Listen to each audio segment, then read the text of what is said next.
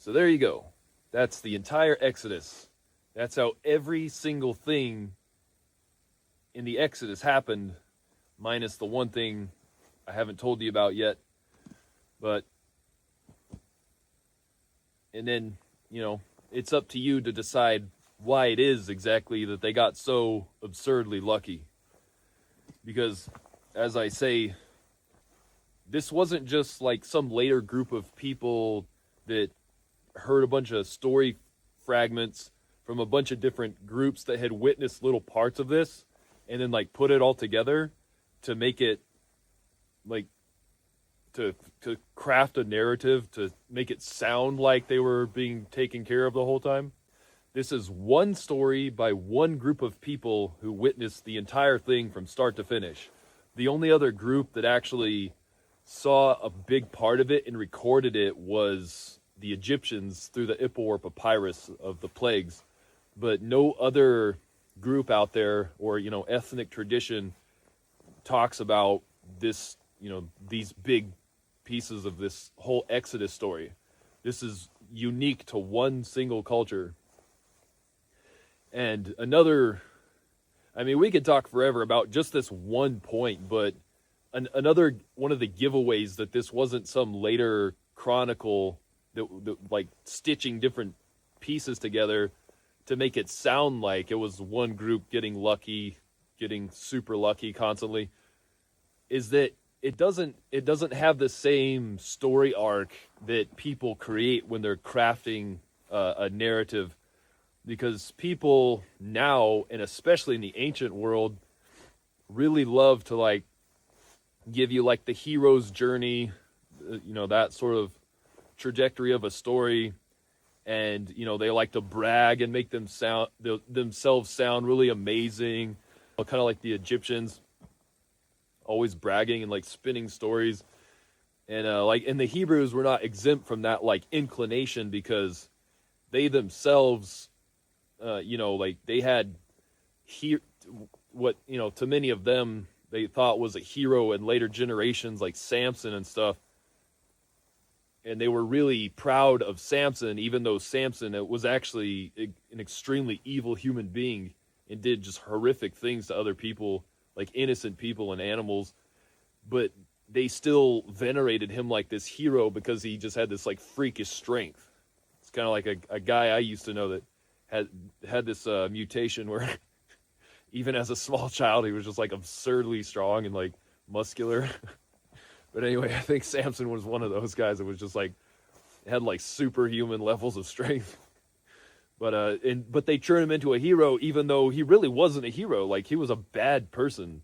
But and then you've got like King David and his son becomes King Solomon, and these are like venerated as the great heroes of the Hebrew people in these time periods, and yet these were like very flawed people that made huge mistakes, did really embarrassing things. Like in King David, he was a stockier, shorter guy. They weren't trying to say like, oh, he was some great giant, or like. They were like, yeah, he's a shorter guy, but he's like a gymnast, basically, that type of body build.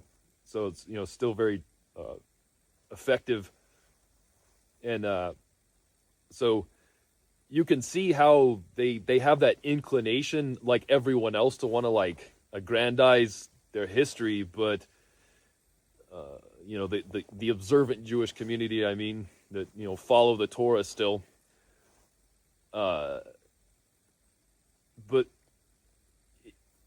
you can also see like just like how vastly far from a simple narrative all of their histories are. They're just filled with like embarrassing stories of like all the ridiculous things they did and the mistakes they made and the dumb things they did.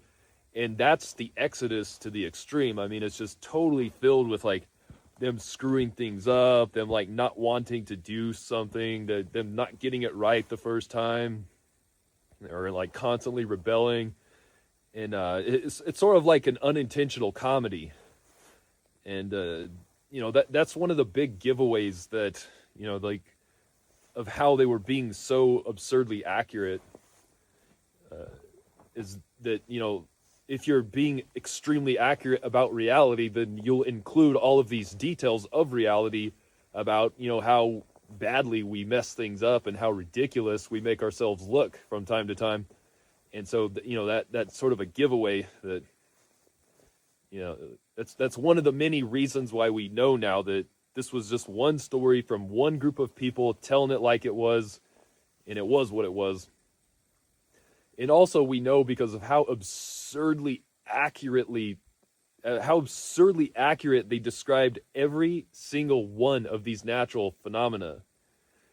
If this had been little pieces from different groups, you would have like different levels of quality in how they were described. And since these natural phenomena are so ultra rare, like even people now don't know about these. Like even most scientists don't even know about things like geomagnetic excursion events or seismically induced St. Elmo's fire or any of this other stuff. So these ancient people definitely did not know about these scientific principles. And if this was different, if it was like different pieces from different groups, then the quality of each piece would vary dramatically. But that's not what we see with the Exodus. We see the quality is top notch all the way through. Like they describe everything perfectly the entire time. And so you have that pure consistency of super scientific precision, even though they didn't even realize it was scientific precision. So anyway, we could talk about that one subject for a long time, but we know now that this was one group of people living one continuous experience for over 40 years. And again, it's up to you to decide what you want to think about why it was that they were getting so lucky. Was it just a random chance? Was it just a coincidence? Or I don't think this one should be that big of a deal because like even mainstream science now doesn't have any problem with multiple dimensions. Like that's more of an old fashioned thing to think that this is the only dimension. That's like we can see beyond that now with phenomena like quantum entanglement and spooky action at a distance, where you can entangle two particles and then separate them on two opposite sides of the earth, and then change one and the other one changes at the exact same time, faster than the speed of light. It's literally instantaneous change. So it's way faster than light speed, and it goes straight through the planet. We can see from things like that it's accessing another part of reality that is just not normal to us. Like it's literally going into another dimension, if you will, to like make that connection. That's kind of a crude way to put it, but anyway, I can and have written massive parts of books about like just that one subject, but so I don't know. I think it's kind of obvious why they kept getting so lucky over and over. But anyway, it's ultimately up to you to decide how you feel about that. So there's the Exodus. I'm not quite dead from the cold yet, but so I think I will go back and talk about the laws of Moses. These Old Testament laws, many of which are really brutal by modern standards.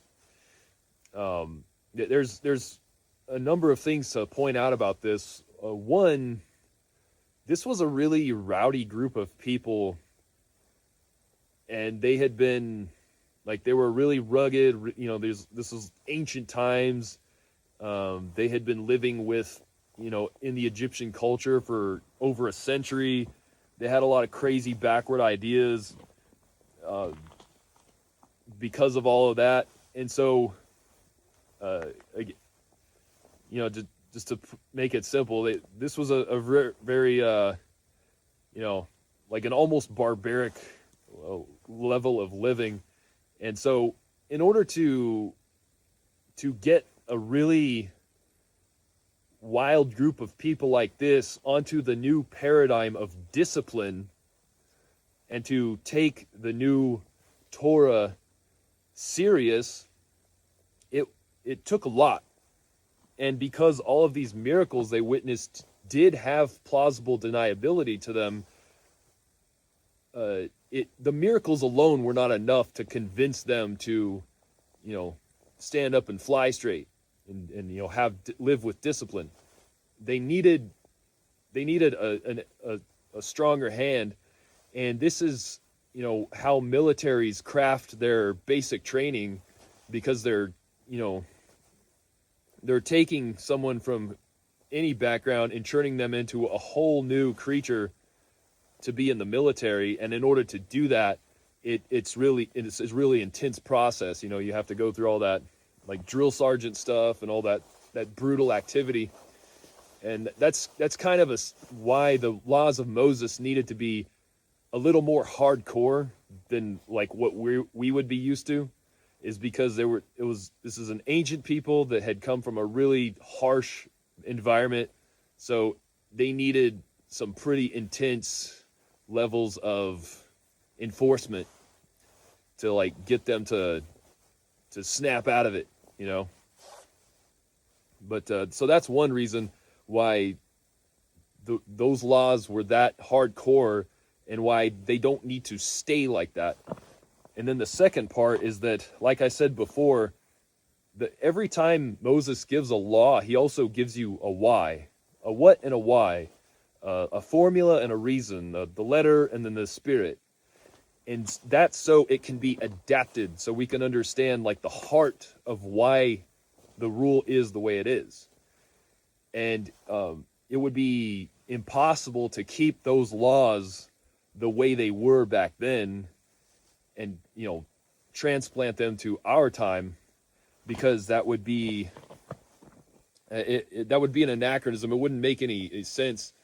And there's a law in the laws of Moses that you should leave part of your harvest in your field for the orphans and the widows to have some food, so they could go through your field afterwards.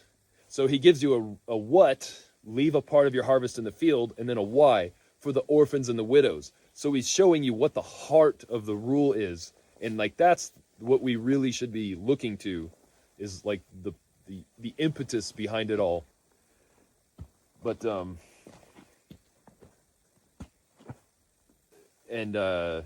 like that wouldn't make sense in modern times to leave part of our harvest in our fields, because our fields are vast, and you would not have any orphans and widows out there walking around over these enormous agricultural landscapes. And that would be an ecological disaster, because that would just train wild animals to like come to our fields during harvest, and then they would develop a dependency, and it would just be insane.